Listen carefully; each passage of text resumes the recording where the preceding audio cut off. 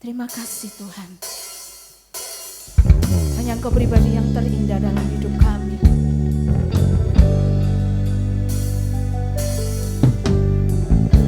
Kami bersyukur kepadamu ya Bapa. Mari dengan segenap hati. Ku datang dengan syukurku, membawa kerinduanku, Yesus, ingin ku menyenangkanmu.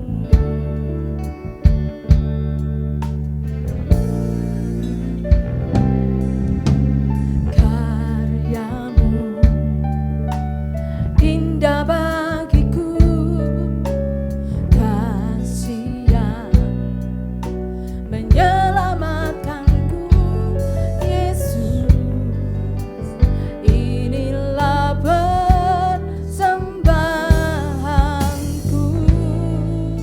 Katakan, ku membawa hidupku, ku membawa hatiku, hanya Engkau di hidupku,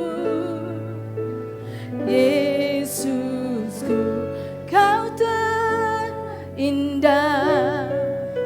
Selamanya ku menyembahmu, ku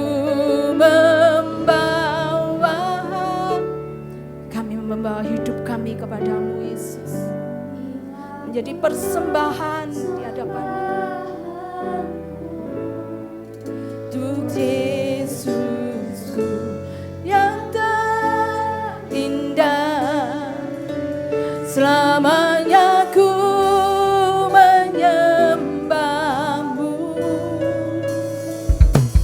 Yesus. Mari angkat hatimu, angkat tanganmu, katakan kepada Tuhan, ku datang dengan syukurku, membawa kerinduanku, Yesus, ingin ku menyenangkanmu. Karya terbesar dalam hidup kami, karyamu indah bagiku, kasih yang menyelamatkanku, Yesus,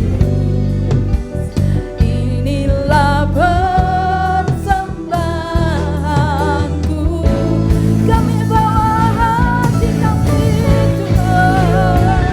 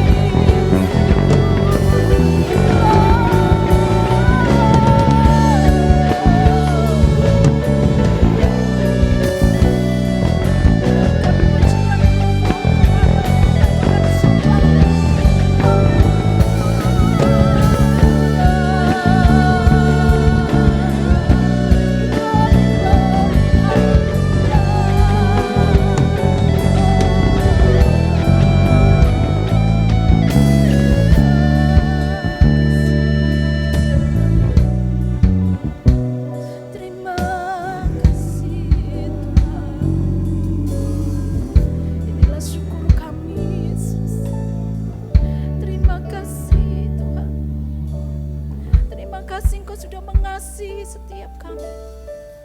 Terima kasih Tuhan. Biarlah segala syukur hanya bagi-Mu Tuhan.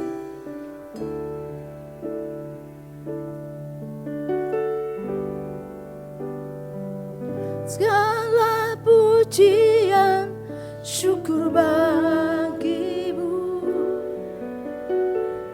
Kau hadir dalam hidupku. Kini ku datang sujud di hadapan-Mu, memuji-Mu, menyembah-Mu. Yesus, ku menyembah-Mu. Kami menyembah-Mu Tuhan.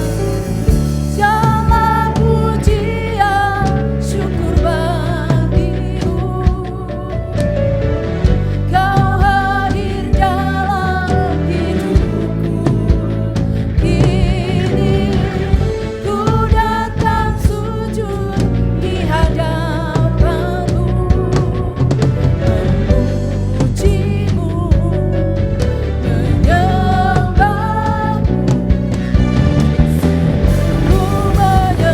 Saya mengundang Bapak Ibu yang dikasihi Tuhan untuk bangkit berdiri. Mari angkat tanganmu, angkat hatimu, katakan pujian syukur bagi-Mu. Amin. Kau hadir dalam hidupku. Ku datang sujud di hadapan-Mu,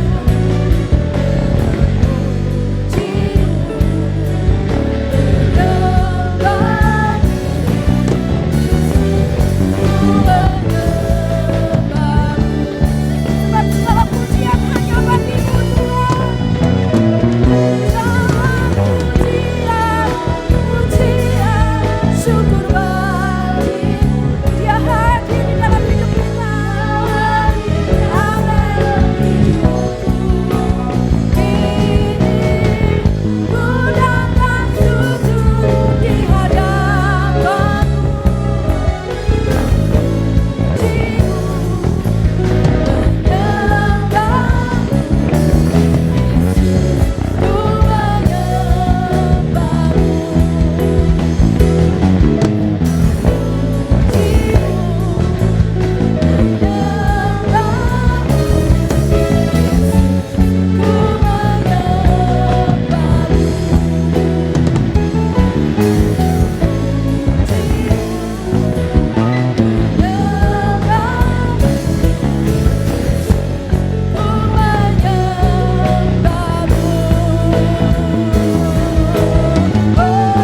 kami datang untuk memuji Tuhan, Allah yang luar biasa, beri kemuliaan kepada kita.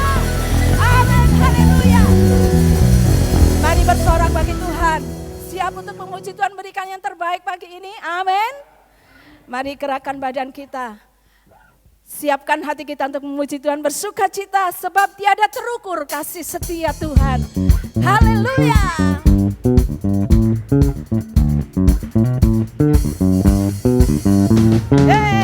Kami mau bersyukur kepada Tuhan.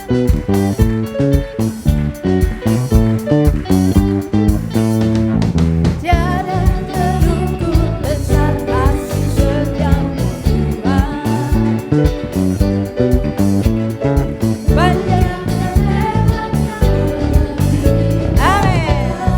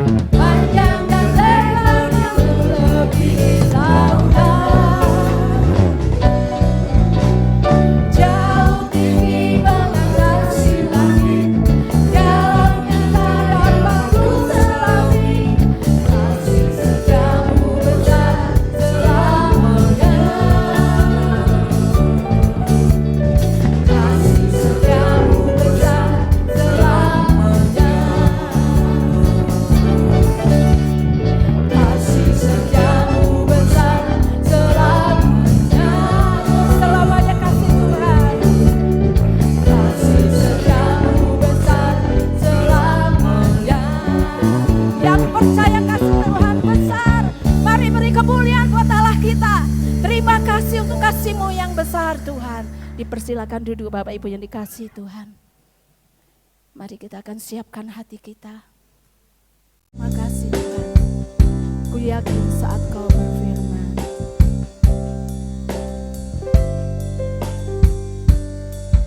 Yakin saat Kau berfirman. Ku menang saat Kau bertindak. Hidupku hanya ditentukan oleh perkataanmu.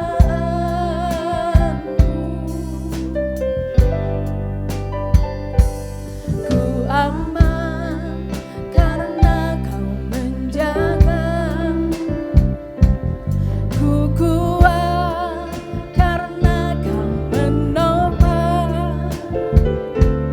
Hidupku hanya ditentukan oleh kuasa-Mu. Mari dengan imanmu katakan, bagi Tuhan tidak ada yang mustahil. Bagi Tuhan tak ada yang mustahil. Bagi Tuhan tak ada yang tak mungkin. Mujizatnya disediakan bagiku.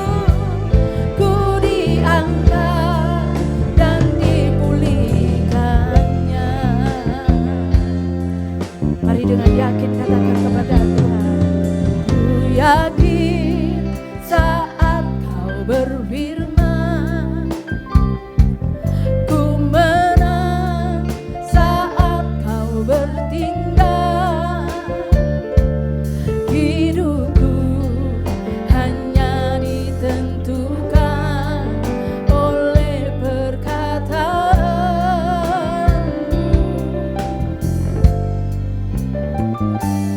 Ku aman karena Kau menjaga. Ku kuat karena Kau menopang. Hidupku hanya ditentukan oleh kuasa-Mu.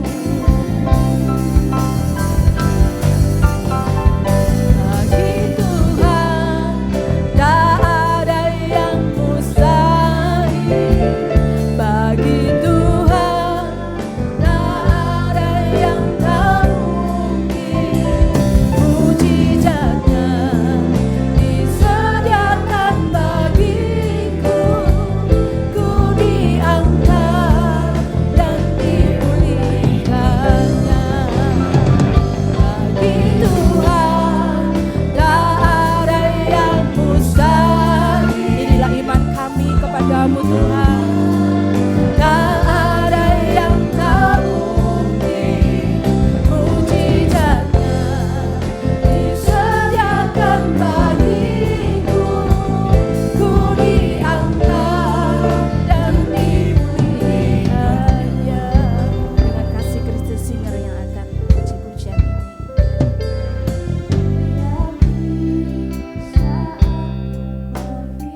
Amin. Kami adalah pemenang-pemenang di dalam Tuhan. Hidup kami ditentukan oleh firman-Mu ya Bapa.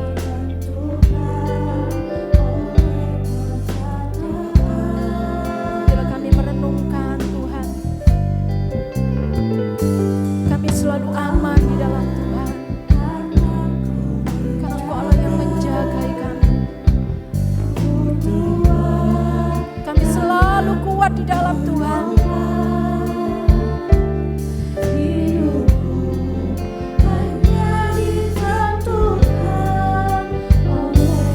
Mari dengan segenap hatimu katakan. Bagi Tuhan tak ada yang mustahil. Bagi Tuhan tak ada yang tak mungkin. Mujizatnya disediakan bagiku. Ku diangkat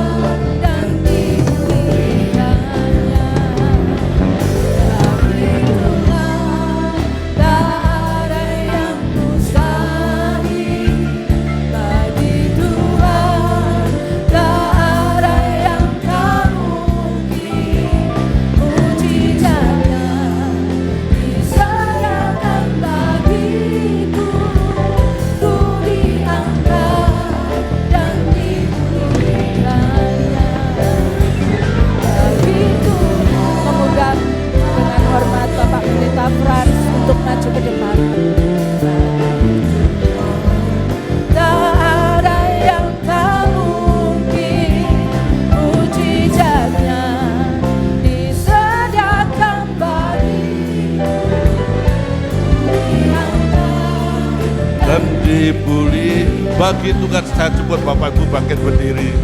Tuhan, amin. Benar, bagi Tuhan gak ada mustahil. Amin, haleluya. Gak ada yang tak mungkin. Amin, yakin dan percayalah. Ya Tuhan, ya Allah. Amin, haleluya. Ku diangkat dan dipulihkan. Ku diangkat. Amin. Sekali lagi, ku diangkat. Ku diangkat dan dipulihkannya. Haleluya, haleluya, haleluya, haleluya. Segala puji, hormat dan syukur, kemuliaan, pengagungan kami naikkan kepadamu Bapa Allah yang baik, yang luar biasa mengasihi kami.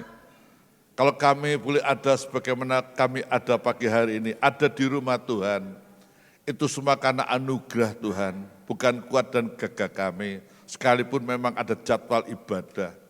Tanpa Engkau Tuhan, kami tidak mungkin ada di sini. Mari Tuhan arahkan setiap kami, dari manapun kami berada, kami memulai ke tempat ini. Tuhan, biarlah hari ini tidak kami sia-siakan. Selain kami boleh memuji menyembah, kami juga penting mendengarkan perkataan firman-Mu.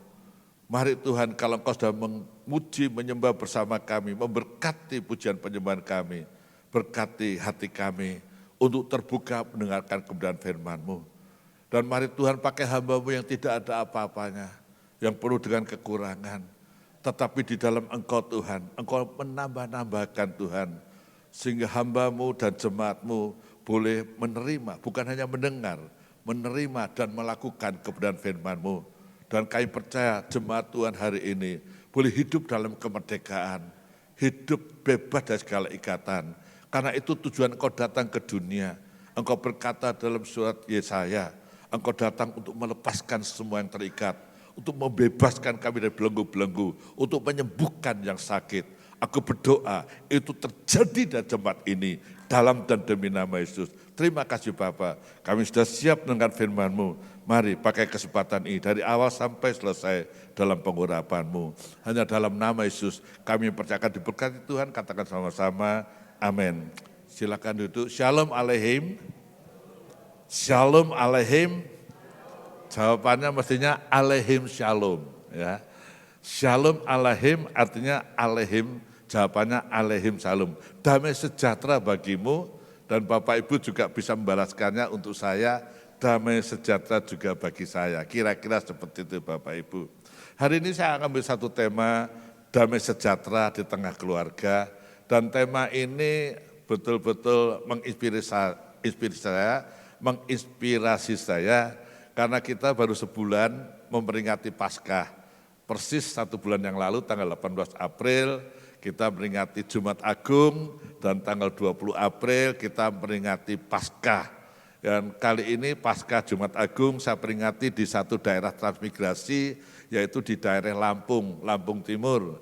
Saya dengan istri saya dan beberapa teman menemani saya, kami melayani bukan di kota besar Bandar Lampung, tapi di kota-kota kecil ya. Tetapi saya boleh melihat ketika mereka ada di kota-kota kecil yang penuh dengan kekurangan, di daerah yang tidak nyaman, jalannya tidak seperti jalan di Jawa, tapi mereka boleh mendapat semangat untuk boleh KKR bersama kami tanggal 18 sampai tanggal 20. Puji Tuhan, itu sungguh juga bukan kuat dan gagah saya. Sekalipun secara tubuh rasanya ini, tubuh ini lelah capek Bapak Ibu ya. Ketika hari Senin saya bersama pengurus gereja di mana saya bergereja, kami adakan rapat di Trawas di Hari Raya Waisak. 2:30 selesai rapat, saya cepat-cepat pulang karena saya mesti persiapkan diri untuk merayakan Paskah dengan seluruh guru SD, SMP, dan SMA, SMK se-Kabupaten Kediri. Saya bilang saya cepat-cepat pulang untuk persiapan diri. Ternyata dalam perjalanan pulang dari Trawas itu di jalan yang menurun yang luar biasa itu, orang bilang tikungan Jenggo atau tikungan apa, itu jalannya macet. Ya, macet pada waktu tanjakan itu sama beratnya pada waktu penurunan yang tajam. itu kampas kopling, itu rem, itu bisa luar biasa ya. Dan ketika saya melihat keadaan macet itu, saya turun dari ada Bapak Ibu kalau sering ke Trawas ada gereja Advent itu, ada pertigaan, saya ambil posisi belok kiri ya untuk tidak mengikuti jalan yang curam itu pun macet Bapak Ibu. Hati saya mulai mengalami kurang sejahtera, kurang damai. Saya teruskan lagi tidak menjadi damai. Sehingga saya ambil keputusan, saya bilang istri saya, kami berdua naik mobil, mah kita putar aja. Dan puji Tuhan ketika saya putar, kita ambil jalan tembus yang paling baru yang saya lihat, kira-kira hanya beberapa meter dari jalan yang curam itu, saya boleh masuk ke satu daerah yang baru, tapi daerahnya sempit. Daerah juga lebih curam, tapi sempit, tapi sangat sepi. Ketika saya melihat, aduh puji Tuhan, mulai lega ya. Tapi enggak jauh dari situ ada mobil yang macet di tengah-tengah kami, satu mobil saja, yang dari atas saya dengan sebuah mobil depan saya, tapi mobil itu tidak bisa maju, tidak bisa mundur, padahal di kiri itu ada jurang. Damai sejahtera juga mulai kehilangan lagi, waduh ini gimana? Balik lagi tambah panjang, maju enggak bisa, tapi Tuhan itu luar biasa. Di tengah-tengah hujan yang lebat, Tuhan kirim seorang naik motor, orang itu mau berjeri lelah, dia turun dari motornya dan dia mulai arahkan mobil saya dan mobil depan saya untuk bisa lolos dari keadaan yang tidak menyenangkan. Karena sekali lagi sebelah kiri itu jurang. Kalau saya salah sedikit, mobil saya Bapak Ibu tahu besar, lebar, pasti juga akan masalah. Kalau kanan tidak mungkin karena mobil depan saya itu mogok. Hati saya pertama mulai rasa nggak nyaman. Ya, tapi puji Tuhan hari itu saya dikasih ketenangan, setelah mobil depan lolos, tinggal saya buka jendela, kenapa Dik? Anu Pak, kampas kopling saya terbakar. Oh pantesan tidak bisa maju, tidak bisa mundur, dia ada di posisi tengah. Di situ saya bilang gini, oke Dik, kita berdoa ya supaya Tuhan tolong. Dan kemudian saya bisa lolos dari kemacetan itu. Dan 4:30 sore saya sampai Surabaya. Tapi saya lihat teman-teman saya yang pulang lebih dulu dari saya tanya, jam berapa kamu sampai Surabaya? 6:30 malam Om. Hah? 6:30 malam, ada yang mampir, ada yang langsung tetap 6:30 malam. Saya bersyukur ya, saya bisa lolos, saya boleh mengalami terobosan, saya boleh mengalami juga arahan dari Tuhan. Saya percaya, ketika hati kita dipenuhi roh Tuhan, Tuhan akan menata kehidupan setiap Bapak Ibu dan saya, percayalah. Percayalah, Tuhan akan menata setiap kehidupan Bapak, Ibu, dan saya. Begitu juga ketika saya mau pelayanan ke Kediri yang saya cerita tadi, tiba-tiba 5:30 itu Tuhan bilang ganti khotbahnya. Waduh, sebab itu kalau saya sering ditanya ya, Pak Frans khotbahnya temanya apa? Ya saya tulis, saya berusaha tidak berubah. Tapi seringkali di dalam KKR, di dalam satu ibadah, Tuhan tiba-tiba bilang, Frans ubah khotbahnya. Waduh, ya cepet-cepet saya tulis. Dan di tengah-tengah saya ubah khotbah untuk jemaat, untuk guru-guru sekabupaten Kediri, tiba-tiba ditaruh dalam hati saya gini, Frans kamu kan masih punya berkat. Iya, terus kasih itu, berkati, bukan hanya berkat firman Tuhan, berkati guru-guru. Itu kasihan. Saya tidak mengerti apa yang dialami oleh guru-guru itu. Tapi singkat cerita, saya bilang istri saya pagi-pagi, mah ke Indomaret beli amplop. Dan saya punya duit baru, ya, cetakan baru, edisi baru, urutan nomornya itu, nomor uangnya itu, saya persembahkan, saya amplopnya. Ternyata istri saya bilang gini waktu pulang, Pak, puji Tuhan loh Pak, kenapa? Guru-guru itu bayarannya cuma 50.000, guru agama Kristen ya, bukan guru agama lain. 50.000, terus dibayarnya itu 3 bulan sekali. Astagfirullahaladzim, dia bilang gitu. Kok begitu kasihannya ya, Tuhan ampuni. Dan puji Tuhan ketika kami boleh berbagi berkat dengan mereka bukannya sukacita terima kabar baik firman Tuhan, tapi mereka sukacita karena mendapat perhatian. Bapak Ibu yang dikasih Tuhan, damai sejahtera, sukacita, kebahagiaan itu langka hari-hari ini.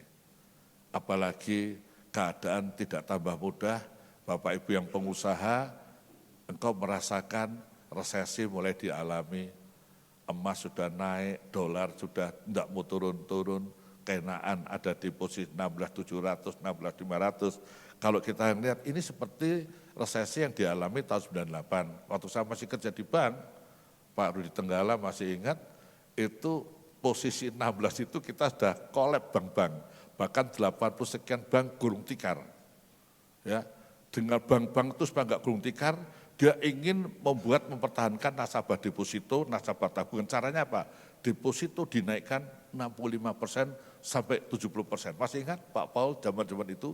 Deposito, lah kalau deposito dana pihak ketika kita dapatkan 60-70%, berapa yang mesti kita jual? Kan harus di atas deposito. Dan kita tidak bisa jual di atas deposito karena bisnis sangat kolab. Begitu damai sejahtera menyesak banyak pengusaha. Tapi puji Tuhan, akhirnya kita lolos. Dan hari-hari ini kita juga mengalami keadaan yang tidak lebih, kurang lebih sama. Dan itu membuat banyak pengusaha, banyak keluarga, bahkan banyak pendeta gembala itu juga ngomong di YouTube macam-macam toh. Gereja sewa sekian juta, jemaat nggak ngasih. Dan ada netizen bilang, siapa suruh nyewa gereja, katanya gitu. Jadi kadang-kadang juga, ya itulah terjadi ya. Dan sebetulnya gembala pendeta nggak usah ngeluh di YouTube. Nek ngeluh senjata makan Tuhan, ya toh, siapa suruh? Puji Tuhan kita ada di gereja nggak pernah nyewa, betul Pak Rudi? Betul Pak Paul, betul Ibu Yohanes ya. Kita ada di gereja yang dibuka, tapi gereja-gereja yang di mal-mal yang nyewa-nyewa itu, mereka maaf ya, keponakan saya sendiri di Jakarta, di daerah Kelapa Gading, hanya dia kerja di asuransi, loh kenapa nih enggak kerja di gereja? Gerejanya tutup, loh kenapa gerejanya tutup? Keadaan susah om, loh kenapa susah? Jemaatnya berkurang, apalagi pasca Covid, kan kira-kira gitu. Tapi puji Tuhan, GPT Logos tetap berjalan, Tuhan berkati ya. Ya sebab itu dukung terus, datang terus ke ibadah-ibadah yang dilakukan di gereja ini. Kembali lagi, kita ambil tema damai sejahtera di tengah keluarga, terambil dalam Yohanes 20 ayat 26. Ya, minta maaf karena PowerPoint tidak bisa ditayangkan, kata tadi kurang sehat ya. Kita berdoa supaya Tuhan kasih juga satu peralatan yang bisa lebih baik. Amin. Buka Alkitab kita, buka HP Android suci saudara, Yohanes 20 ayat 26. Saya ingin menerangkan ya, membaca maksud saya pelan-pelan ayat ini supaya Bapak Ibu boleh mengerti makna bahwa sesungguhnya memang damai sejahtera itu langka dan sesungguhnya kita butuh damai sejahtera. Demikian bacaan firman Tuhan, Yohanes 20 ayat 26, pelan-pelan ya. 8 hari kemudian, murid-murid Yesus kembali dalam rumah itu. Kata kembali dalam rumah itu artinya dalam rumah itu pernah murid-murid berada tinggal bersama-sama dengan sekumpulan orang-orang percaya. Dan Thomas bersama-sama dengan mereka. Artinya Thomas saat 8 hari lalu tidak bersama-sama mereka. Tetapi hari ini Thomas bersama-sama dengan murid-murid di dalam satu rumah. Sementara pintu-pintu terkunci, Yesus datang dan Yesus berdiri di tengah-tengah mereka dan Yesus berkata, Shalom Aleihim, damai sejahtera bagi kamu. Kenapa saya katakan Shalom Aleihim? Karena bahasa yang dipakai, bahasa Ibrani itu mengatakan Shalom Aleihim, damai sejahtera bagi kamu. Dan kita mesti membalasnya dengan Aleihim Shalom. Mari kita tiru kata Yesus, 2, 3. Shalom Aleihim. Wah, Bapak Ibu sudah jadi orang Ibrani, jadi orang Yahudi. Tuhan memberkati ya. Ketika kita boleh mengucapkan, memperkatakan damai sejahtera, tentunya kita sudah mengalami damai sejahtera itu lebih dulu.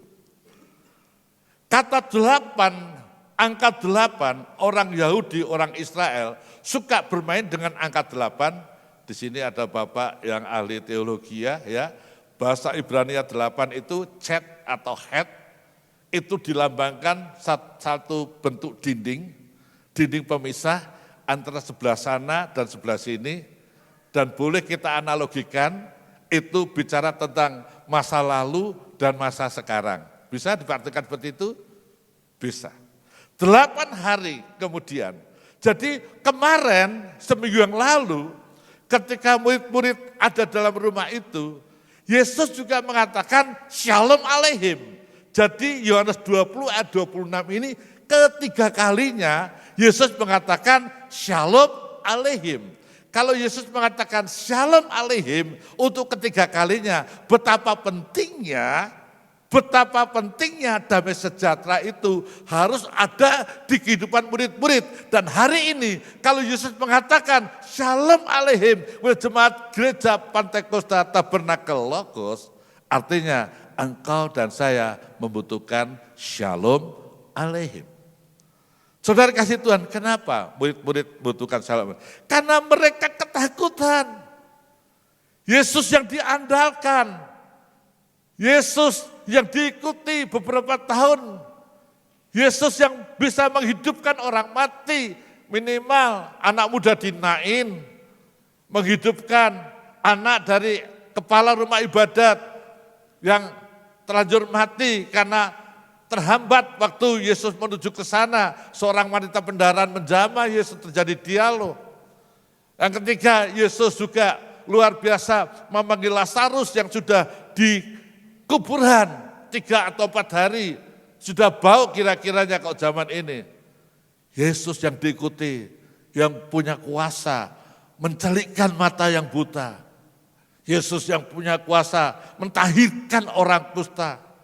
Yesus yang punya kuasa meneduhkan alam di laut atau danau Galilea. Yesus yang diikuti mati. Sepertinya kehilangan, murid-murid itu kehilangan satu pengandalan.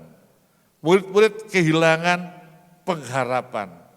Apalagi yang kedua, ketika murid-murid melihat Yesus disalib dan mati dalam ketidakberdayaan menurut pandangan para murid. Kalau Yesus aja diperlakukan seperti itu, apalagi saya murid-murid. Ada mereka, ini orang-orang Galilea murid-murid ini. Orang-orang Galilea yang bersembunyi di Yerusalem, di sebuah rumah. Apakah Yesus tidak tahu keberadaan murid-murid? Yesus tahu. Sebab itu sampai ketiga kalinya Yesus mendatangi murid-murid, dia berkata, damai sejahtera bagiku. Kenapa? Karena Yesus tahu begitu berat yang dialami oleh murid-murid. Pada hari ke-8, dikatakan tadi bahasa Ibrani itu head, yang saya lambangkan, Alkitab lambangkan dinding. Kalau boleh saya mau menceritakan Bapak, Ibu yang dikasih Tuhan. Ini saatnya, hari ke-8 ini, ada satu awal yang baru. Bagi murid-murid yang sedang terkunci di dalam pergumulannya. Hari ke-8 itu satu penciptaan yang baru. Atau era yang baru. Atau tatanan yang baru. Maknanya apa hari ke-8 adalah permulaan yang baru yang mesti dialami oleh para murid. Dan hari ini Bapak Ibu yang mengalami kehilangan damai sejahtera. Mungkin Bapak Ibu menghilangkan damai sejahtera karena pengharapanmu, pengandalanmu atas bisnis, atas pekerjaan. Mungkin juga tidak semudah seperti tahun-tahun yang lalu. Mungkin pengharapanmu, pengandalanmu akan pelayanan pekerjaan Tuhan juga tidak seindah seperti beberapa tahun yang lalu. Bagaimana gereja berlomba-lomba buat gereja di mal, di tempat-tempat tertentu, di ruko-ruko. Begitu banyaknya orang itu datang ke gereja. Mungkin hari-hari ini berbeda. Atau mungkin Bapak Ibu merasa saat ini aku sendiri, gak ada pendamping, suamiku meninggal, istriku meninggal, gak ada yang menemani aku. Saudara sedang mengalami kelangkaan damai sejahtera. Atau mungkin juga Bapak Ibu dan saya hari-hari ini sedang mengalami terintimidasi. Anak-anak mungkin bisa terintimidasi, bisa. Karena mesti melewati ujian, sekolah, SD, SMP, SMA. Bisa enggak terintimidasi? Bisa. Mungkin kita menerima ancaman-ancaman dari orang-orang tertentu yang enggak suka dengan kehadiran kita. Dan kita hidup dalam kekhawatiran, ketakutan. Dan engkau dan saya sekali lagi enggak punya pegangan hidup. Karena masalah-masalah yang saya sampaikan, kehilangan pengandalan, kehilangan pengharapan, merasa sendiri, nggak ada pendamping, terancam, terintimidasi, khawatir dan takut. Dan itu bisa dialami oleh siapa saja. Tapi hari ini Bapak Ibu yang kasih Tuhan, pagi ini hari ke-8 waktu murid-murid mengalami, tapi hari ini tanggal 18 Mei. Tuhan tahu keberadaan kita, Tuhan tahu keberadaan saya, Tuhan tahu pergumulan engkau, Tuhan tahu pergumulan saya, Tuhan tahu masalah-masalah yang Bapak Ibu dan saya alami. Dia tahu karena Dia Maha tahu. Sekali lagi, kenapa? Karena Dia apa? Allah Maha tahu. Iman, kepercayaan, trust level yang Bapak Ibu dan saya kembangkan, bahwa kita punya Tuhan yang Maha tahu. Ketika peristiwa ini, perikop ini bicara tentang Thomas. Thomas tidak percaya. Yesus itu bangkit. Kenapa Thomas tidak percaya? Karena dia tidak mengalami. Karena dia tidak menjalani. 8 hari yang lalu murid-muridnya mengalami 10 murid tanpa Thomas. Kalau Yudas kan sudah gantung diri. 10 murid tanpa Thomas, mereka mengalami perjumpaan dengan Yesus, tapi tidak mengubahkan murid-murid itu. Mereka tetap hidup dalam satu ruangan terkunci. Bapak Ibu kasih Tuhan, apa yang mengunci kehidupan Bapak Ibu dan saya hari-hari ini? Apakah keuangan?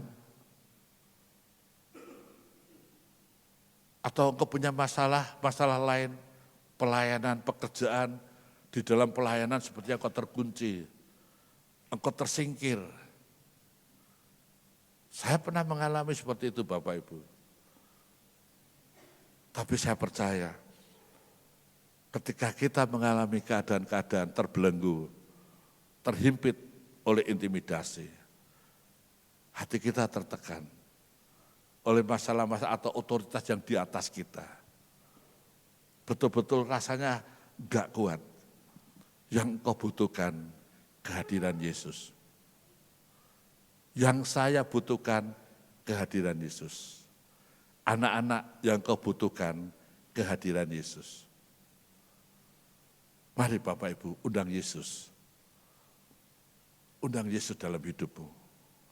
Dia tahu, dia mau hadir di tengah-tengah kehidupan para murid. Dia tahu, dia mau hadir dalam kehidupan Bapak, Ibu, dan saya. Dia tidak pernah tinggalkan dan tidak pernah biarkan orang-orang mencari dia. Bapak, Ibu kasih Tuhan, puji syukur. Saya kemarin juga setelah dari KKR di Kediri, guru-guru, kami terus langsung berangkat ke Bali. Kami pelayanan ke Bali sama istri saya. Dan saya melihat di Bali dalam pelayanan, ada sebuah keluarga yang semua cemepak itu semua tersedia. Harta bendanya cukup, mewah kehidupannya. Saya bilang ketika saya akhirnya dari hotel saya pindah ke rumah itu, saya bilang, aduh saya seperti tinggal di hotel bintang 7. Kenapa? Karena saya mau masuk kamar mandi itu susah. Kamar mandinya itu semua didesain bagaimana rupa seperti dinding. Dan ketika saya berhasil masuk kamar mandi, saya kaget Bapak Ibu. Kenapa? Begitu saya buka dinding disentuh, pintu kamar mandi buka, klosetnya buka sendiri, cepret, waduh. Dipikir ada setan, enggak, saya tahu ini teknologi. Tapi kan saya kaget tetap teknologi. Karena klosetnya buka sendiri, cepret. Ketika kloset buka, saya lihat ini gimana caranya. Kalau bersih-bersih, gimana nyemprotnya? Ternyata pakai remote. Canggih sekali rumah ini. Kolam renang besar. Dan rumah itu belum pernah ditempati. Dan yang menempati pertama, saya dan Bu Ani. Puji Tuhan. Menempati pertama. Jadi kasurnya itu sik roto. Kasur King Coil itu masih, aduh, enak, saking enaknya, istri saya tidak bangun-bangun Bapak Ibu. Dia tidur sampai 6:30 pagi, biasanya jam 5, setengah 5 dia bangun matanya bengkak. Lebih mataku kebengkak, ya kamu nikmat dalam hadirat Tuhan.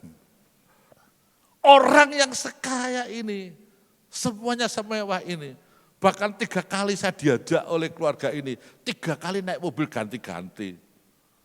Pertama naik Reborn, enak lah Reborn ya biasa.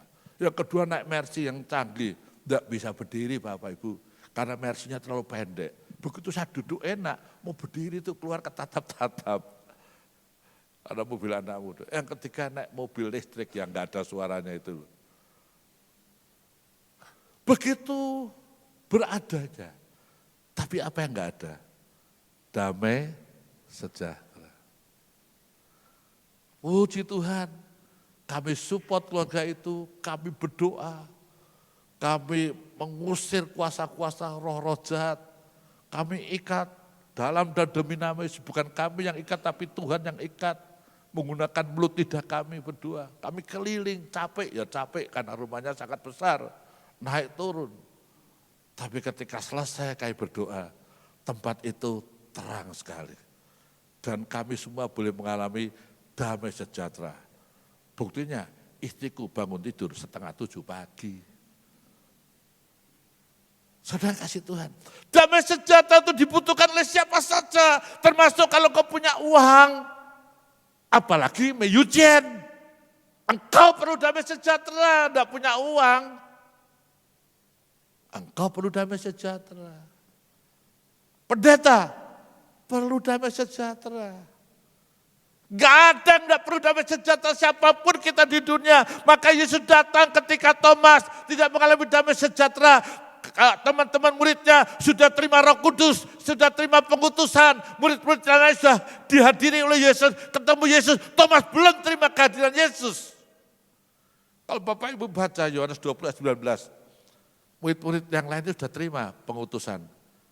Waktu damai sejahtera Tuhan katakan kepada murid-murid, dia tiupkan Roh Kudus. Tapi Thomas belum. Thomas belum. Saudara Bapak Ibu yang dikasih Tuhan, mari sekali lagi saya ulangi. Kalau Bapak Ibu kehilangan damai sejahtera, jangan pergi ke Terawas. Jangan pergi ke Batu. Jangan pergi ke hotel bintang 5, bintang 7. Kalau engkau butuh damai sejahtera, datang kepada Yesus. Dia sumber damai sejahtera. Dia Yehova Shalom. Arti Yehova Shalom apa? Dia sumber damai sejahtera. Puji Tuhan, saya pulang dari Bali. Di tengah-tengah pulang dari Bali, belum sampai di rumah, dikabari. Temanmu, kenalan kita, almarhum notaris Ibu Citra, dipanggil Tuhan. Badan tuh masanya sih capek. Tapi dari bandara ke rumah sebentar, istirahat, makan, saya dan Bu Ani mesong ke Adijasa. Dan kalau hari ini bisa ada di tempat ini, semua karena anugerah Tuhan. Bapak Ibu kasih Tuhan, kalau kita disertai Tuhan, itu luar biasa. Orang-orang bilang gini, Pak Fran gak capek sama Ci Ani. Ya cacanya ya capek. Tapi damai sejahtera itu membuat saya tidak capek. Ingat, kita capek lah. Tapi damai sejahtera itu yang membuat kita enggak capek. Kapan damai sejahtera itu? Ada kalau Yesus ada di tengah-tengah saudara. Bapak Ibu yang kasih Tuhan, kenapa Thomas perlu damai sejahtera? Kenapa kita perlu damai sejahtera? Bapak Ibu, dan kita tahu bahwa yang diperlukan oleh Thomas, yang diperlukan oleh saya kalau saudara ingin damai sejahtera, adalah kita menikmati kebangkitan Kristus. Atau kita menikmati Paskah. Kenapa kita harus menikmati Paskah dulu? Kenapa kita mesti menikmati kebangkitan Kristus? Kenapa kita mesti menikmati permulaan tatanan yang baru? Karena hanya di dalam Yesus, hidupmu akan dibarui. Tanpa Thomas mengalami berjumpa dengan Yesus, tidak mungkin dia menginjil ke India. Tanpa Thomas ketemu Yesus, tidak mungkin dia jadi martir di Chennai, daerah satu kota di India, tidak mungkin. Dan tanpa saya mengalami perjumpaan pribadi dengan Yesus, tidak mungkin saya jadi pelayan Tuhan, hamba Tuhan, lebih enak kerja di bank. Bapak Ibu kasih Tuhan, perjumpaan pribadi dengan Yesus, itu mengubahkan kehidupan Thomas. Perjumpaan pribadi dengan Yesus mengubahkan kehidupan kami. Hidup lama kami tinggalkan, kami mulai menjadi hidup baru, kami meninggalkan dosa, kami menjadi hidup kudus, kami meninggalkan ketakutan, kekhawatiran, kami hidup dalam damai sejahtera, kami tinggalkan keraguan, kami masuk dalam keyakinan, itulah iman. Itulah iman. Dan itu hanya memungkinkan atau dimungkinkan kapan kita mengalami Paskah, kapan kita mengalami permulaan baru. Kalau Roh Kudus, Holy Spirit itu hadir dalam hidup kita. Yang percaya katakan amin. Damai sejahtera itu ada kalau Holy Spirit, kalau Roh Kudus, yaitu Roh Yesus sendiri, itu hadir dalam kehidupan Bapak, Ibu, dan saya. Satu waktu, dalam satu perayaan Paskah di sebuah gereja, di gereja lama saya, gereja yang paling lama, lebih lama lagi maksud saya masih bekerja di bank, saya ditunjuk jadi ketua perayaan Paskah. Saya sama istri saya bilang, "Mah, aku rindu dalam kepurgas ini, Mah. Aku mau menyumbangkan, bukannya pikiran, tenaga, tapi keuangan." Istri saya setuju.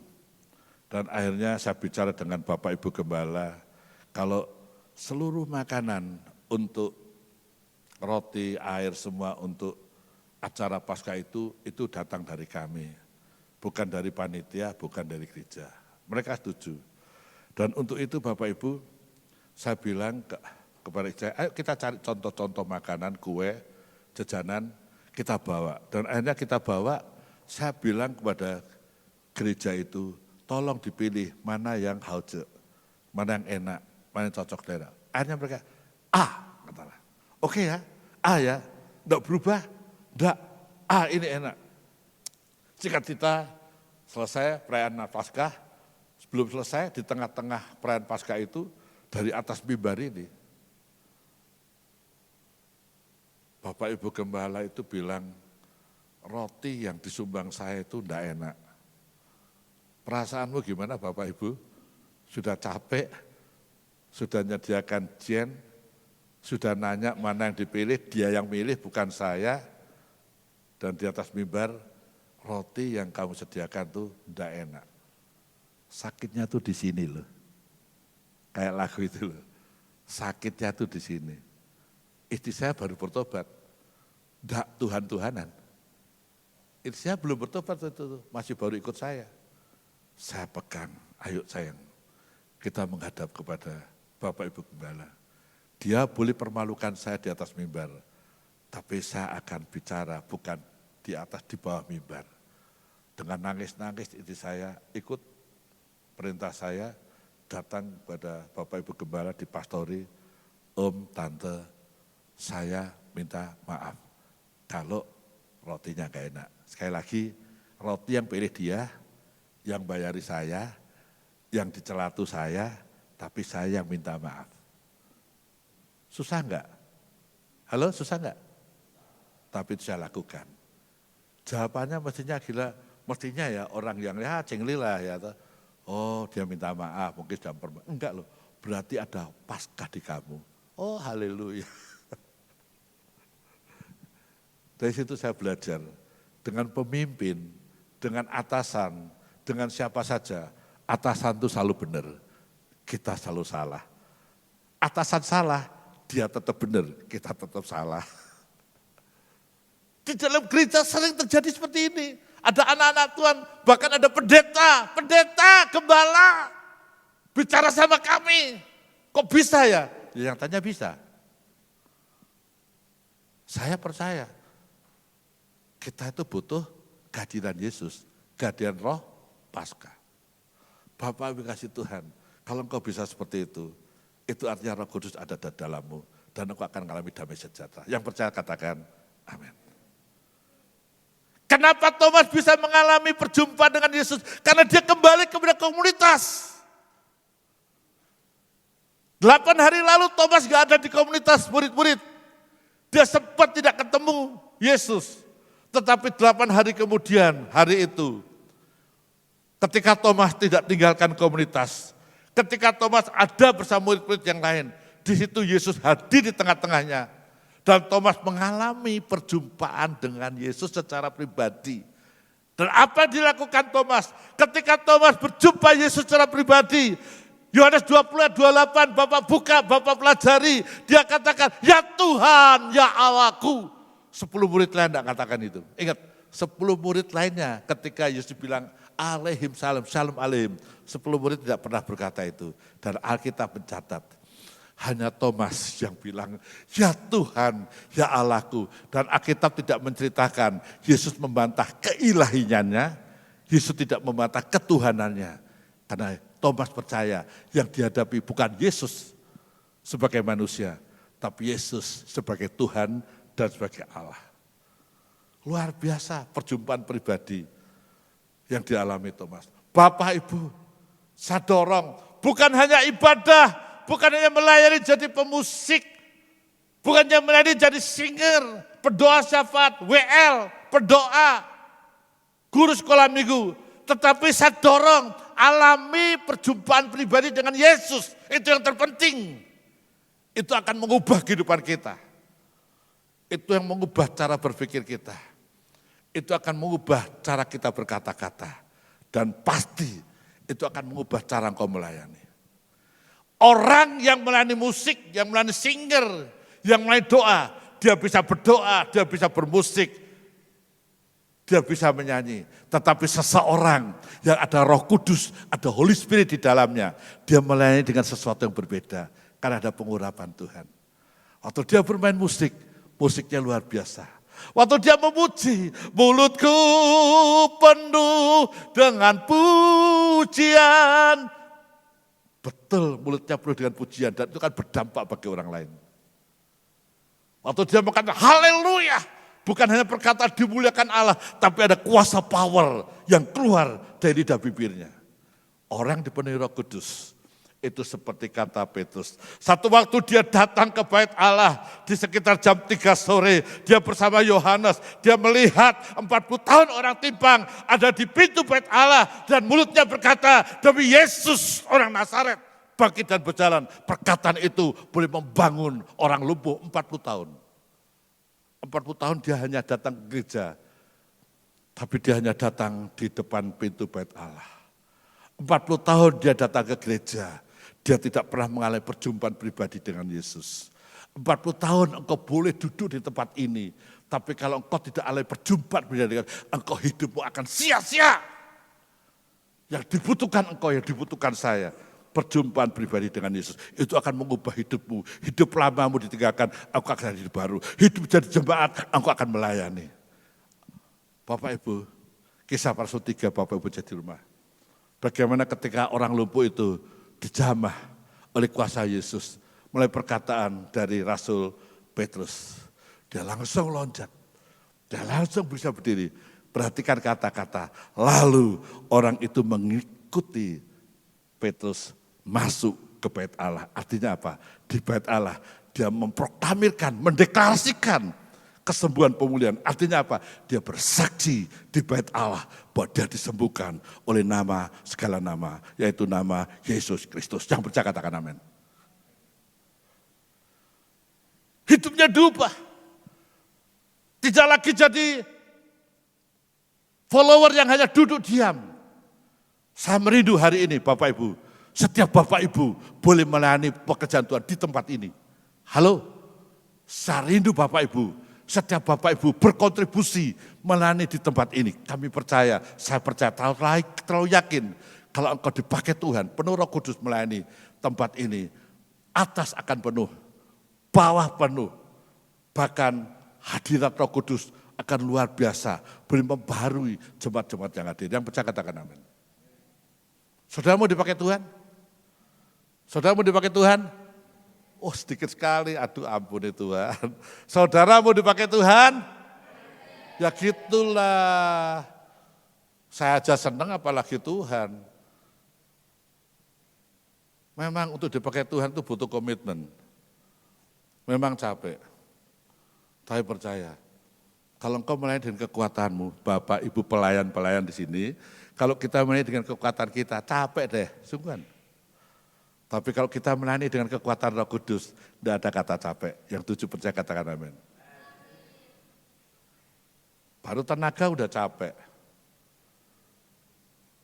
Waktu saya pelayanan ke Lampung sebulan yang lalu, saya betul-betul belum punya uang yang cukup. Tapi saya nekat. Bapak Ibu kalau saya pelayanan ke Lampung, ke Pontianak, ke NTT, ke Sulawesi Utara, KKR gitu ya, ke Kalimantan Barat, jangan dipikir didanai oleh panitia, jangan dipikir didanai oleh orang-orang tertentu. Saya pelayanan ke gereja Pantai Kosta Tabernakel di daerah Pesanggaran, Banyuwangi Selatan. Di sana kami yang bawa berkat, bawa firman dan bawa berkat. Artinya modalnya Tuhan siapkan, bukan disiapkan oleh mereka. Apalagi terus berharap terima PK, hati-hati loh ya. Saya berdosa loh, kemarin waktu pelayanan di Kediri, setelah saya dikasih Tuhan berkati guru-guru itu, saya baca undangannya itu yang undang pemerintah, Kementerian Agama. Saya jujur saya mau ngomong loh, saya bilang sama istri saya, "Mah, ini suratnya dari pemerintah, Bitmas Kristen, biasanya ada PK-nya, ada berkatnya." Istri saya ngawur ya kamu gitu ya berdoa. Ternyata memang nggak ada PK. PK-nya apa? Saya memberi PK kepada semuanya. Makanya istri saya, makanya tuh jangan punya pikiran, walaupun pemerintah yang adakan. Saudara kasih Tuhan, tapi hati saya tulus melayani. Saya menyalurkan bukan berkat firman, berkat dorongan kekuatan, tetapi juga berkat dana yang keluar. Begitu juga di Lampung. Ketika sudah di Lampung, ya ada sedikit acara santai gitu, kami menuju ke Wai Sambas, ya Wai Sambas, itu tempatnya gajah-gajah itu. Waktu kami di Wai Sambas, tiba-tiba rekening saya cemplung bunyi, cemplung, waduh cemplung itu bagus toh, ada sesuatu yang masuk. Dan saya tanya, ngapain? Ini orang yang tidak biasa memberkati kami, enggak biasa. Dan tiba-tiba dia kirimkan, saya tanya, ngapain, ini untuk apa? Kamu salah transfer kah? Karena jumlahnya bukan sedikit. Dan saya tidak cerita kalau saya mesti ke Lampung. Saya tanya, ini kamu salah transfer enggak? Enggak, kenapa? Saya lihat Pak Frans ada di Lampung, kan waktu itu saya story-nya saya tunjukkan saya lagi pegang gajah. Terus saya kasih berkat supaya Pak Frans beli gajah untuk pulang Surabaya. Saya ketawa, kok bisa beli gajah Lampung? Tapi ketika pendeta yang mengundang saya di sana, dengar, karena saya selalu terbuka. Ini loh, ketika kita punya ketulusan hati, kita melayani dengan damai sejahtera, walaupun tidak punya persiapan keuangan yang cukup, Tuhan siapkan loh. Tapi kata-katanya gini Pak Pendeta, beli gajah Lampung. Untuk apa? Untuk Pak Fran bawa pulang. Pendeta itu dengar langsung saya diberikan gajah Lampung, tapi patung gajah Lampung dimasukkan dalam figura kaca. Tambah nyusahin saya kan, naik pesawat bawa itu takut pecah. Waduh tambah nyusahin, saya bilang, pendeta saya bilang, Pak Frans kami tidak bisa beri apa-apa, terima kasih buat pelayanannya, kami hanya bisa beri gajah Lampung sesuai pesannya temannya Pak Frans. Aduh pendeta tambah susah saya bilang gitu. Dikirim JNE tidak mungkin, dikirim JNT tidak mungkin. Intinya Bapak Ibu, ketika kita mau mengalami damai sejahtera, jangan tinggalkan Yerusalem. Kisah pada salah satu hari Yesus berkata sebelum dia naik ke surga, Yesus melarang mereka untuk meninggalkan Yerusalem. Ya, saya bacakan. Pada suatu hari ketika Yesus makan bersama-sama dengan mereka, murid-murid, Kisah para Rasul 1 ayat 4 dan 5, Yesus melarang mereka meninggalkan Yerusalem. Jangan tinggalkan Yerusalemmu. Jangan tinggalkan pelayananmu. Jangan tinggalkan keimananmu. Jangan tinggalkan Tuhan Yesus. Sebab tidak lama lagi kamu akan dibaptis dengan Roh Kudus. Artinya apa? Tidak lama lagi engkau akan mengalami Paskah. Artinya apa? Dibaptis Roh Kudus engkau mengalami lahir baru. Dibaptis Roh Kudus engkau mengalami kehidupan tatanan yang baru. Bukan kekuatanmu, bukan kekuatan saya. Waktu saya penuh Roh Kudus, waktu saya dibaptis Roh Kudus, hidup lama saya seketika berubah. Hidup saya dibarui. Kalau Bapak Ibu ingin mengalami Paskah, ingin mengalami damai sejahtera, engkau mungkin sudah berupaya meninggalkan kebiasaan lamamu dan tidak bisa. Maaf ya Bapak-Bapak, kalau engkau tidak bisa meninggalkan kebiasaan rokokmu, sulit. Tapi Roh Kudus yang akan memampukan engkau bisa meninggalkan. Yang percaya katakan amin. Maaf sekali lagi kempeng 5 aku maaf ya. Kan saya tidak tahu tiba-tiba terlintas. Dan saya percaya itu Roh Kudus. Kok saya bicara rokok? Saya tidak pernah bicara rokok. Tapi hari saya bilang, kalau engkau terikat dengan rokok, dengan judi online, hanya Roh Yesus yang sanggup melepaskan engkau. Yang percaya katakan amin. Jangan tinggalkan Yusan. Kenapa tujuannya? Tidak tinggalkan. Supaya engkau dipenuhi Roh Kudus. Kenapa dipenuhi? Supaya engkau mengalami era yang baru. Engkau mengalami sifat-sifat karakter yang baru. Dan Roh Kudus akan menempati hidupmu. Bukan sementara waktu, selama-lamanya. 26 Juli 98 jam 8 pagi ketika saya dilawat Roh Kudus, saya dipenuhi Roh Kudus. Sampai sekarang saya percaya Roh Kudus ada dalam saya. Dan Roh Kudus akan memimpin saya dari sehari ke sehari sampai Tuhan datang kedua kali. Galatia 5 ayat 22-23. Kenapa kita perlu Roh Kudus? Galatia 5 ayat 22-23. Tetapi buah roh ialah pertama kasih. Buah roh itu dialami namanya buah roh ya buahnya Roh Kudus.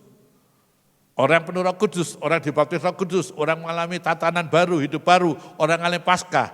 Pertama kelihatan buahnya kasih, suka memberi.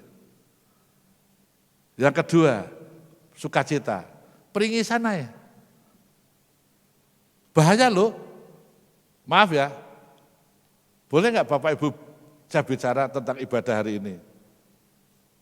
Kalau Bapak, saudara-saudara menyanyi, pegang mic di atas mimbar ini, saudara tidak bahas sukacita, jemaat ketularan loh. Halo? Jemaat ketularan. Yang nyanyi aja enggak penuh sukacita. Kalau saudara bermain bass, gitar rhythm, keyboard, drum. Drum ini guyu terus ini, siapa ini? Bapak ini. Saya lihat guyu terus ini Bapak ini, siapa ya? Pak siapa ini? Wah nyanyi dengan sukacita. Ini orang yang ada Roh Kudus. Dia nyanyi dengan penuh sukacita. Tapi nek main, kalau nyanyi, WL-nya nyanyinya, WL sama ini, saya tidak ngelem ya, jangan besar kepala ya. Tapi harus seperti itu. Harus penuh sukacita. Wong diajak jingkrak-jingkrak. Ini kan bukan gereja Protestan ya, betul ya Bu? Bukan gereja Protestan toh? Halo, ini kan bukan gereja Protestan toh? Bukan toh? Ya sukacita lah, jingkrak-jingkrak. Aku loh berdiri hampir 1 jam ya tetap jingkrak-jingkrak. Enggak bandingkan loh ya. Tapi bandingkan. Ayo, orang yang penuh Roh Kudus. Ingat lagu waktu Daud bawa peti? Peti Daud bersorak, ya, lompat-lompat sampai Mikal, anaknya Saul, gendeng bojoku. Tidak apa-apa, asal Tuhan tidak membuat kita gendeng.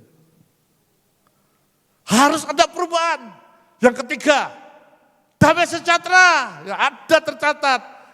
Damai sejahtera di dalam keluargamu, damai sejahtera dalam bisnismu, damai sejahtera dalam pelayananmu, dalam gereja ini, damai sejahtera dalam komselmu, dalam komunitasmu, itu muncul kalau engkau penuh Roh Kudus yang percaya katakan amin. Ada buah Roh Kudus, satu buahnya apa? Damai sejahtera, shalom.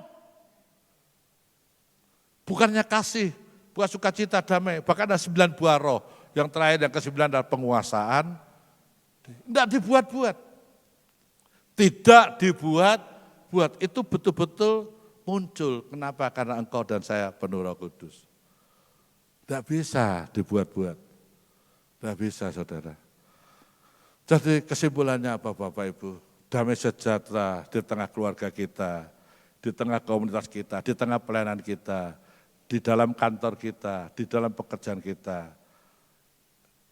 Damai sejahtera itu akan ada kalau kita sendiri sudah mengalami damai sejahtera. Kita tidak bisa menuntut orang lain loh, tidak bisa loh. Kita tidak bisa menuntut orang lain, tapi kita bisa menerima mengalami damai sejahtera kalau kita mau menerima kehadiran Yesus. Kehadiran Roh Kudus, penting kita terima. Jangan lagi nyanyi, ubahkan WL Bapak, ubahkan Pak Paul Bapak, tidak bisa. Lagunya dari dulu, ubahkan aku Bapak, betul? Betul? Betul enggak? Yang berubah itu diri kita dulu. Yerusalem dulu. Berubah. Kalau kau berubah, dimanapun kau berada akan membawa suasana damai sejahtera. Yang percaya katakan amin.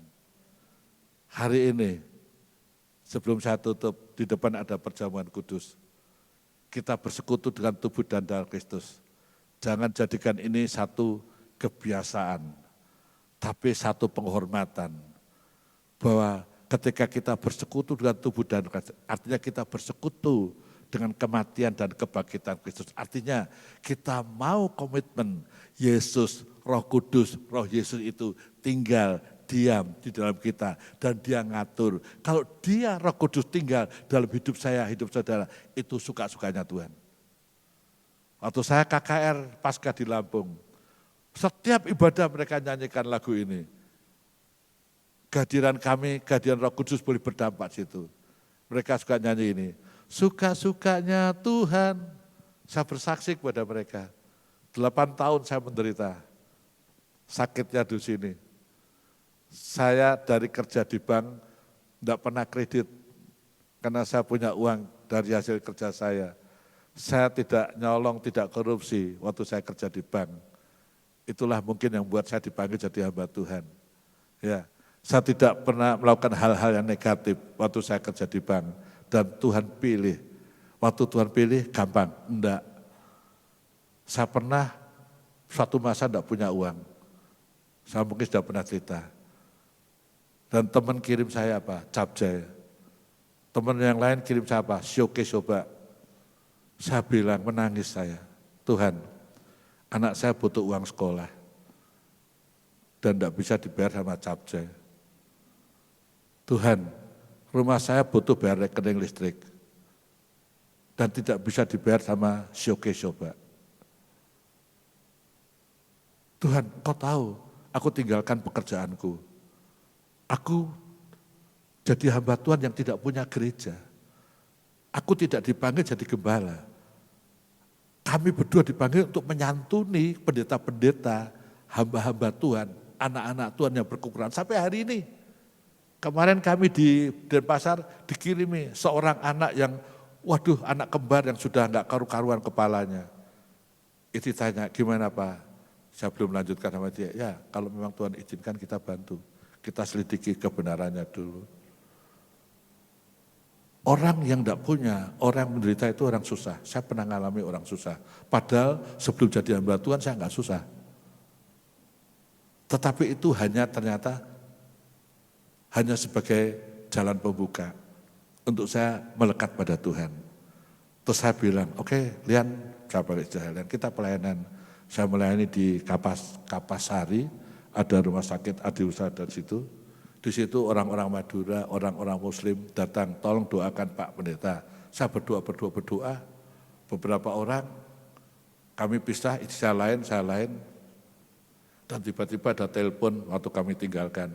Seseorang dari rumah sakit Premier. Pak Frans ya, iya tolong Pak Frans ke rumah sakit. Bapak saya sudah divonis 1 bulan hidupnya.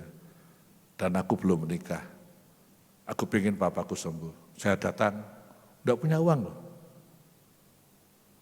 Saya ceritakan bayar listrik, bayar uang sekolah enggak punya uang. Tapi saya pakai untuk pelayanan.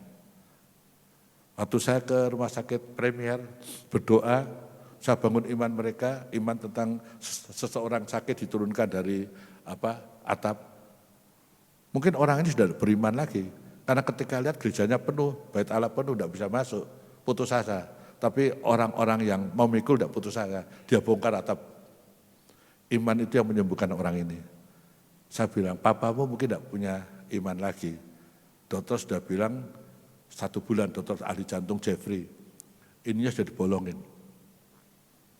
Lehernya, hanya terima pernafasan makanan dari oksigen. Tapi puji Tuhan, kami dipakai Tuhan untuk membangunkan iman mereka. Sembuh loh, sampai 10 tahun hidup. Dia ikut senior klub di gereja kami. Bukan karena kami hebat, karena kami punya Tuhan yang hebat.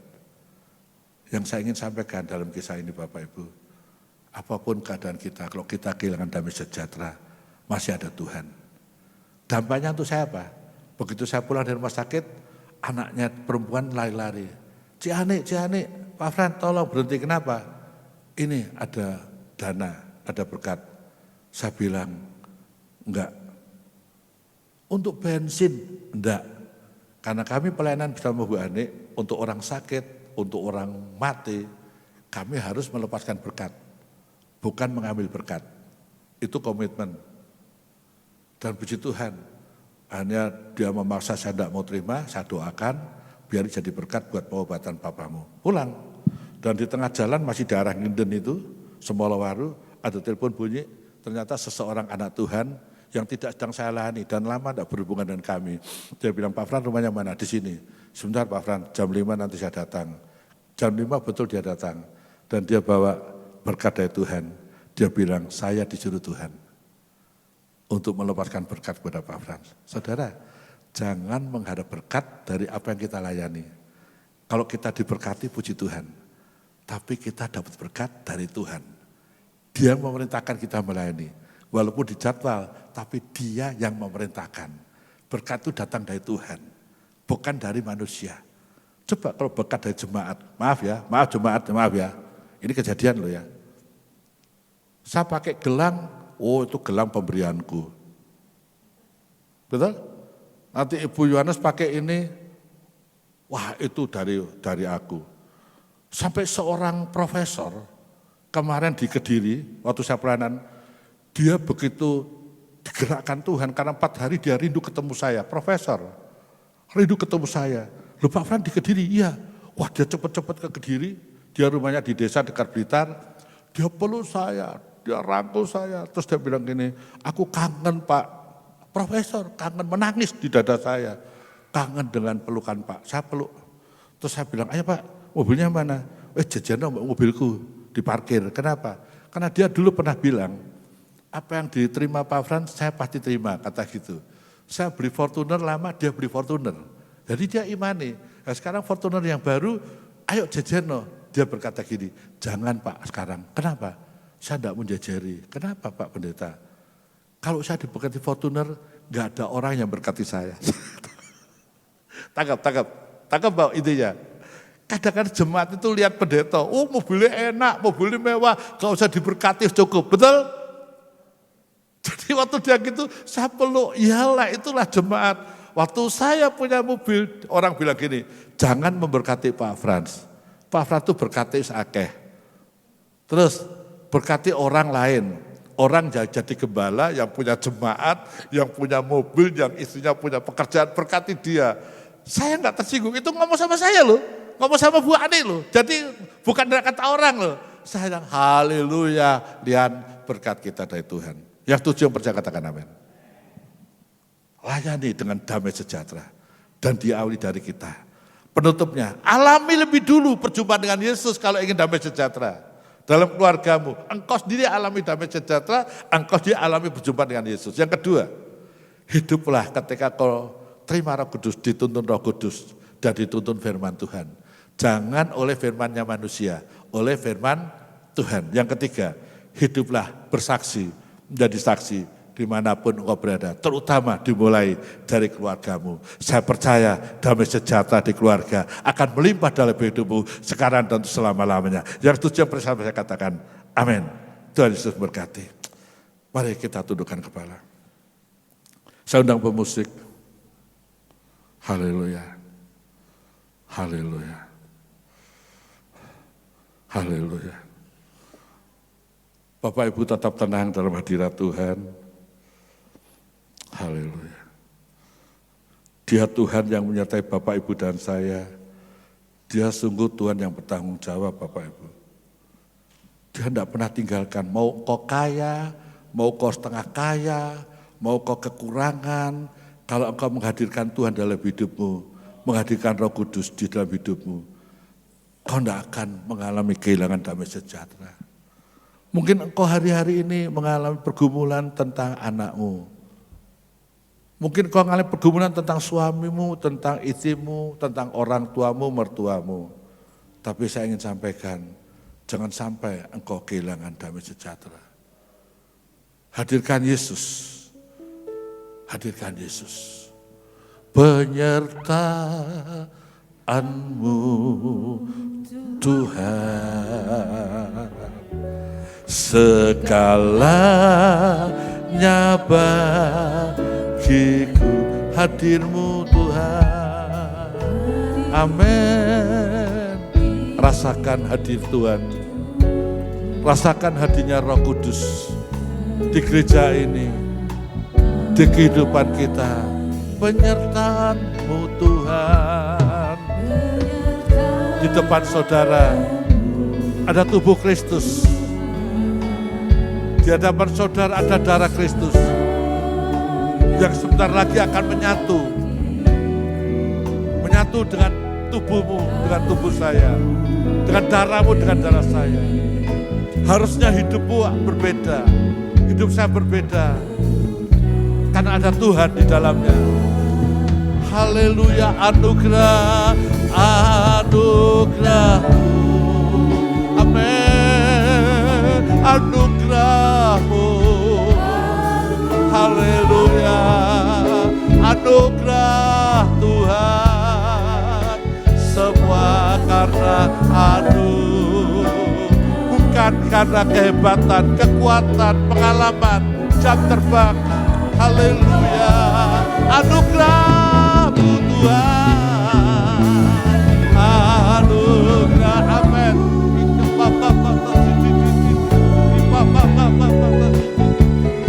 Haleluya,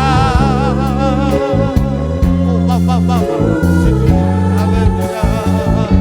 Kasih dan sayang-Mu, sumber anugerah-Mu Tuhan. Haleluya. Mari kita bangkit berdiri. Amin, haleluya. Anugerah-Mu. Amin, amin, amin. Amin. Siapkan hatimu Bapak Ibu. Siapkan pada hati kita untuk menerima anugerah Tuhan. Amin. Siapkan hati, pikiran, tubuh, jiwa, roh. Amin. Haleluya. Para pelayan-pelayan Tuhan nanti siapkan dirimu. Amin. Haleluya. Oh, amin. Engkau dipilih karena anugerah Tuhan. Saya dipilih anugerah Tuhan, bukan kehebatan kita. Amin. Haleluya. Kasih dan sayang-Mu, sumber kekuatan. Mari kita berdoa. Bapa Yesus, hamba berhenti berbicara. Engkau melanjutkan Tuhan. Roh Kudus melanjutkan. Kami butuh di tengah-tengah keadaan yang tidak mudah. Di tengah-tengah damai sejahtera yang semakin langka. Kami butuh kehadiran-Mu. Karena kehadiran-Mu itu memperlengkapi kehidupan setiap kami. Kondisi apapun yang sedang kami alami, berkekurangan atau berkecukupan, kami butuh damai sejahtera. Kami butuh kehadiran-Mu Tuhan. Kami butuh Roh Kudus. Lawat gereja ini. Hamba-Mu rindu lawatan-Mu terjadi di gereja Pantekosta Tabernakel Logos. Dimulai dari kami yang hadir pada pagi hari ini. Dimulai dari pelayan-pelayan jemaat yang hadir. Lawat kami. Aku rindu mereka dan kami selalu mengalami kehadiran Roh Kudus. Aku rindu mereka dan kami selalu dituntun, dipimpin oleh Roh yang Kudus, yaitu Roh Yesus. Sehingga kami tidak melakukan pelayanan, perbuatan, pekerjaan karena kemampuan, pengalaman, jam terbang kami. Kami mau melakukannya karena kekudusan-Mu yang ada di sini. Haleluya. Demi dan di dalam nama Yesus. Itu doa kami untuk umat-Mu. Haleluya. Anugerah-Mu.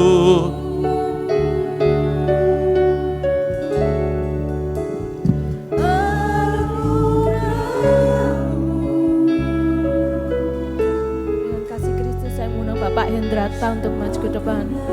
Anugerah-Mu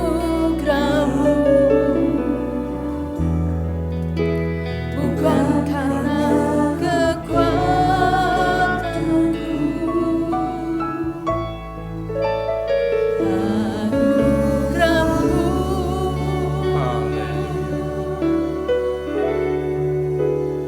anugerah-Mu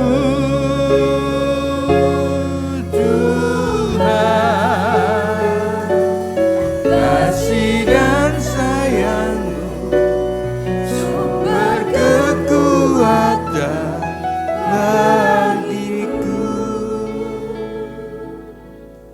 Kami bersyukur kepada-Mu Tuhan.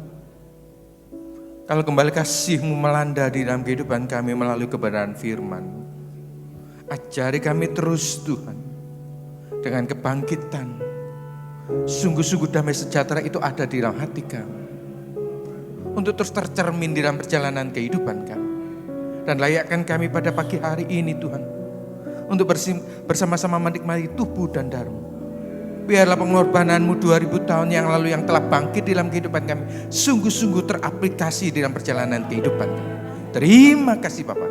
Kami nikmati perjamuan kudus pagi hari ini. Dalam nama Bapa, Putra, dan Roh Kudus. Dalam nama Tuhan Yesus Kristus. Haleluya. Amin. Silahkan dibagikan. Saya berharap sidang jemaat yang dikasihi Tuhan untuk bersama-sama menikmati tubuh dan darah Kristus. Jangan ada seorang pun yang melewatkan.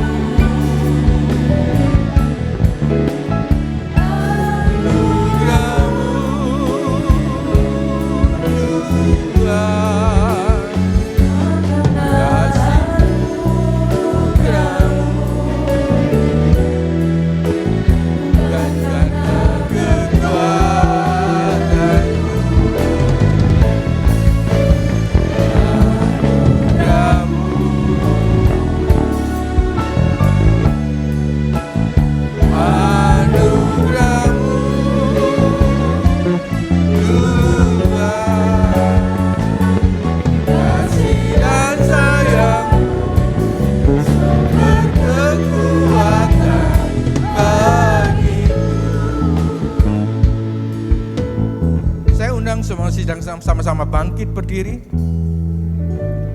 Kita pegang roti di tangan kanan dan anggur di tangan kiri. Sidang jemaat yang dikasihi Tuhan, yang kita pegang lagi bukan roti dan anggur tetapi tubuh dan darah Kristus. Kita angkat tubuh Kristus di atas kepala. Sebab apa yang telah kuteruskan kepadamu telah aku terima dari Tuhan. Yaitu bahwa Tuhan Yesus pada malam waktu ia diserahkan, mengambil roti dan sesudah itu ia mengucap syukur atasnya. Ia memecah-mecahkannya lalu berkata, inilah tubuhku yang diserahkan bagi kamu. Perbuatlah ini menjadi peringatan akan aku. Bukankah roti yang kita pecah-pecahkannya adalah persekutuan dengan tubuh Kristus? Amin. Mari kita makan bersama-sama dalam nama Tuhan Yesus Kristus.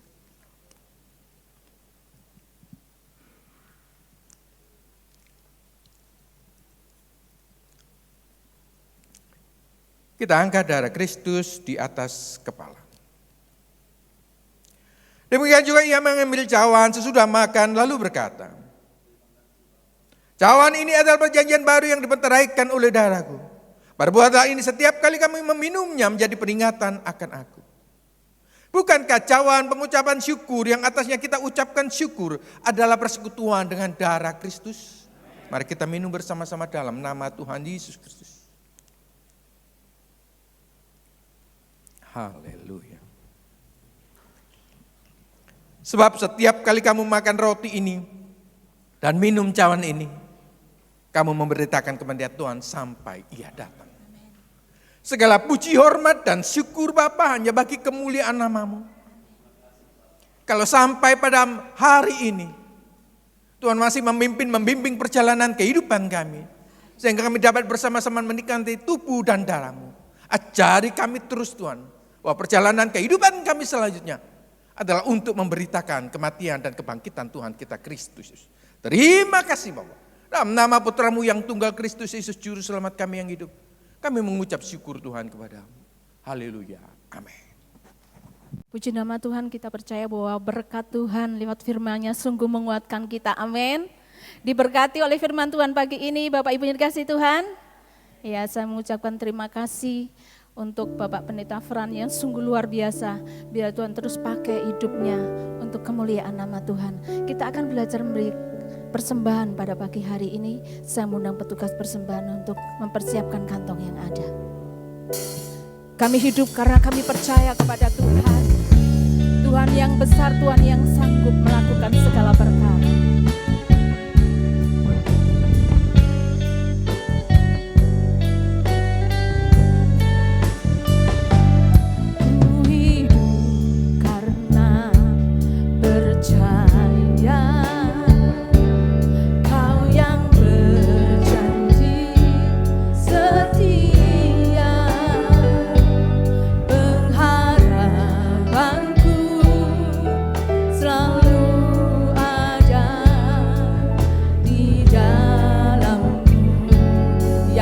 Mau menyerah kepada Tuhan, katakan, ku tidak akan menyerah meski dalam kesesatan. Seluruh hidupku dalam genggamanmu, sebab kita punya Tuhan yang besar.